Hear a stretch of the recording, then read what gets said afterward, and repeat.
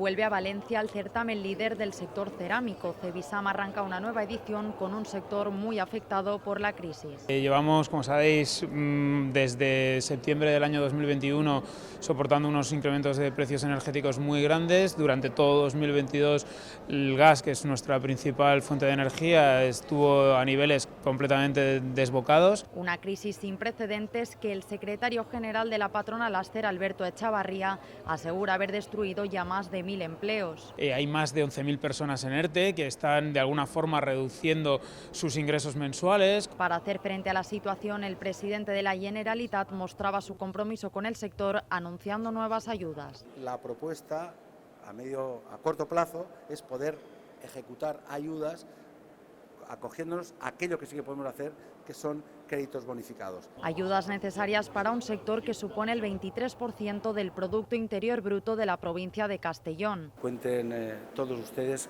con la Generalitat Valenciana. Después de 2 años sin poder celebrarse, Cebisama vuelve a reunir a las empresas cerámicas. Nos hacía falta Cebisama, nos hacía falta este baño de multitudes, volver a contarnos con los clientes. Carmen Álvarez, directora del certamen, da el pistoletazo de salida. Para todo el sector cerámico y de equipamiento de baño, Cebisama es la cita indispensable e imprescindible en la que hay que estar. Una gran oportunidad para más de 500 marcas que podrán dar a conocer sus productos hasta el próximo 3 de marzo.